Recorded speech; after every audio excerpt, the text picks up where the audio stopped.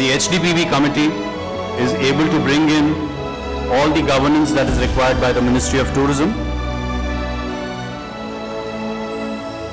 The PCI DSS committee, HFTP, Mr. Frank Wolf is here, Mr. Raman Rama is here. They'll be talking to us about this PCI DSS because there are forerunners of the PCI DSS codes in the USA. And the 5-year plan committee. This is the 5 years that today FHRAI is able to think forward about how every year FHRAI will pick up tasks which are only focused on this. A president who moves out gives a baton to the next president on a relay to say, this is what I hand over to you for you to action in the coming year. I just talk about tourism because that will be something which all our friends tomorrow will be talking about. Where we rank, you can just look at these figures and understand for yourself. Where the tourism for foreign tourist arrivals in India started, where are we today? 6.29 2011 foreign tourist arrivals. We are at 7.8% this year. Foreign exchange earnings, 16.56 billion US dollars coming in only from foreign tourists. In spite of all this, our share in the entire world tourism is just 0.58%. And the minister is looking at taking that 0.58 to 1%. Foreign exchange earnings for various years.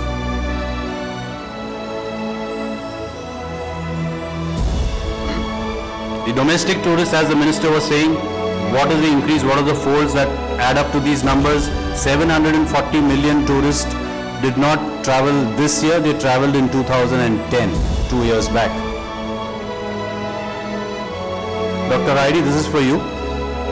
There are 13 countries which already have a visa on arrival in different states in India, and there are 13 more that are being added to this visa on arrival. We've been able to give 12,761 visa on arrivals in 2011 and 5,857 in this year. And for July, these are the figures that we've been able to get from the Ministry of Tourism. The first continent that gives the maximum tourist in foreign arrivals in India is Western Europe, followed by North America, followed by all of them. The average stay 3.3 days for a foreign tourist in India, and as we were telling the Chief Minister day before yesterday in Maharashtra, the tourist doesn't even spend one night in Mumbai. They have the highest number of foreign tourists arriving in Maharashtra in Mumbai, but not one tourist stays back. People just touch Mumbai and then move off. We had an analysis done by our friend Pradeep Madhavji which said, if we are able to make our tourists stay for one more night, we are able to get 352 crores of rupees, which amounts to 7.83 million US dollars if a tourist is made to stay one extra day in that state.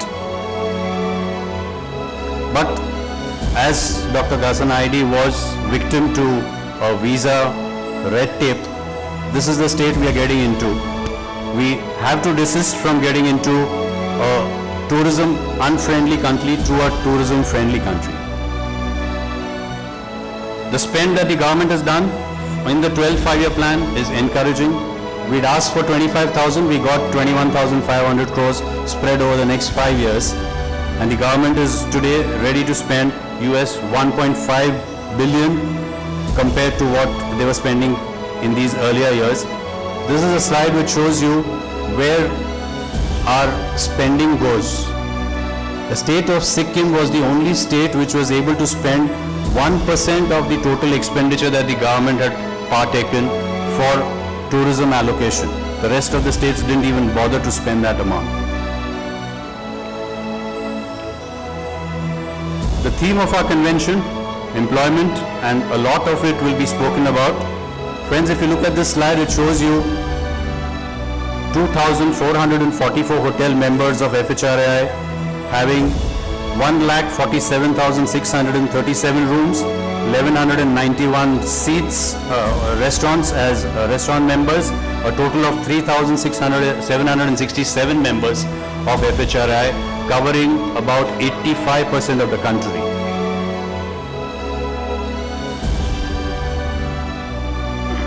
The cost per key, an average worked out is for luxury we spend 1 crore 25 lakhs, upper scale 85 to 125, upscale 60 lakhs to 85 lakhs per room. These are the figures that would help you do your presentations over the next 2 days. The demand highest today in the city is for the NCR region. Mumbai follows Bangalore, Hyderabad, Pune, Jaipur, Chennai. Places to invest for the future. HVS has given a count which is close to ours. And in the near 5 to 8 years, the ICRA says there will be about an addition of 65,000 to a lakh of rooms coming into India. 1.5 million food outlets estimated in the country. Now, when we look at the employment figures, these are the figures that give a shock to anybody who looks at India as an investment opportunity. 337 training institutes churning out 63,000 students, out of which 22,000 are grads and undergrads, looking at a shortage of 13,84,000 rooms with a density of 204 employees per 100 rooms and 152 employees between a 1-star and a 3-star. We're looking at 35% trained staff in our hotels, and therefore these are the staggering figures of the demand that we have. In this year, 5,13,000 new jobs, 6,35,000 in 16-17, 8,64,000 in 21-22.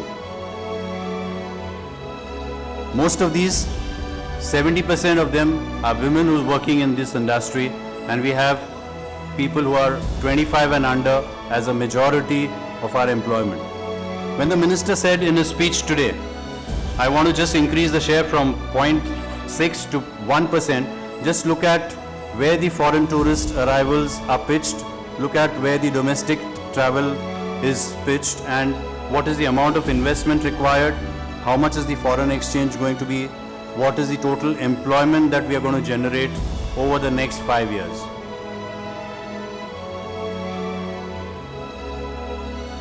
A few figures again to show you what we are substantiating as an employment generator. When Vivek said from 53 million, we are going to add another 44 million jobs in the coming 5 years.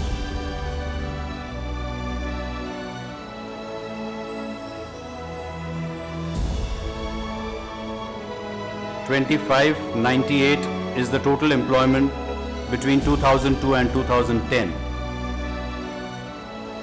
These are the figures for 2010 because that was what was shared with us by the National Council. When the minister said about pro-poor tourism, this is where we came from. We employ people who are not necessarily required to be engineers and doctors. We employ people from the semi-skilled and the unskilled category, and therefore that creates multiplier effect, and therefore we are today selling this idea to the PMO's Prime Minister's office, saying we are the solution to the pro-poor tourism. Hunar Se Rozgar, each and every speech had a mention of where these figures are coming from. We are only able to churn out in 2011-12 27,000 students from our catering colleges. The target given to us for Hunar Se Rozgar by the ministry, 2012, you have to train 53,000 employees. Tomorrow you will have a Ministry of Tourism official talking about what is required from Hunar Se Rozgar for classification. If you don't have those numbers trained, you will not get your classification or reclassification done. Targets 1,07,000 or Hunar Se Rozgar churnouts in the next 5 years. I'm not getting too much into detail about the expectations. I've been given a time to stop at 7. I'm coming to an end to my presentation about what these problems are, because there's an audio visual that's going to be played right now to give you where the industry is going. just to touch up upon one or two facts, the infrastructure status, the minister mentioned in the last NTAC meeting that within 6 months he should be able to resolve this anomaly of a tourism project not getting infrastructure status if it's in a non-city with more than 1 million population. The industry status that has been accorded by each and every state, if you look at this chart, it shows you out of the 35 odd states, there are 15 states which on this kind of a platform, a tourism minister will come and say, I am declaring Goa as, Kerala as, Kashmir as hotel industry to be treated as an industry. That doesn't percolate down to the bureaucracy. None of our electricity duties, none of our water charges, none of our property taxes come from the commercial, residential to an industrial tariff.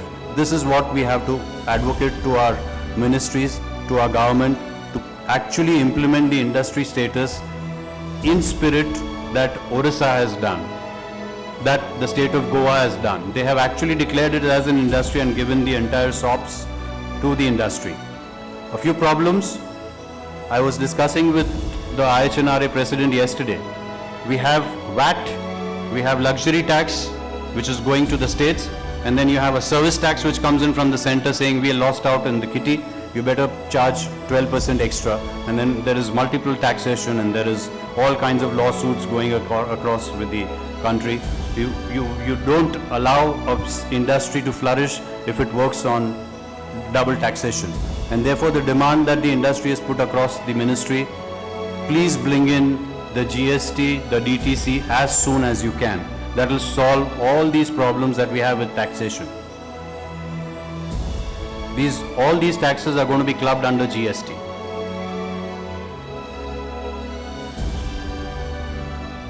The tax structures range from 5% to 43% for this industry, which is unheard of.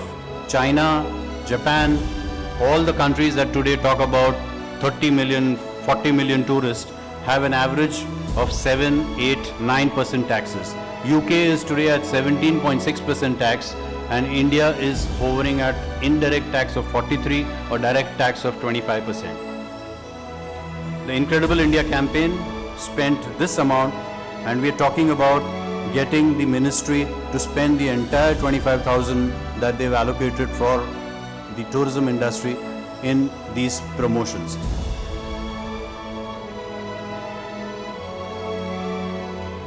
The peculiarities of our industry, why we are deserving this 6.2 million tourists.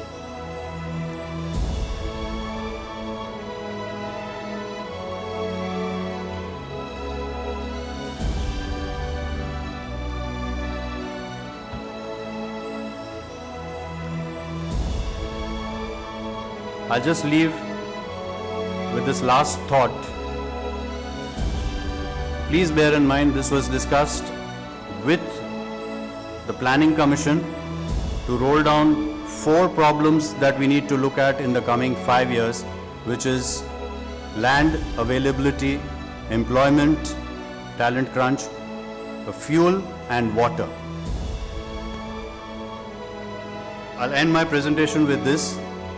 We'll request people who are going to talk for tomorrow to take these issues and discuss points pertaining to promotion of tourism, discuss about issues that we are able to create employment generation, how we are getting into social media marketing. All these topics are there on your handbook. Thank you, gentlemen, and wish all of you a splendid stay in Goa for the next 3 days.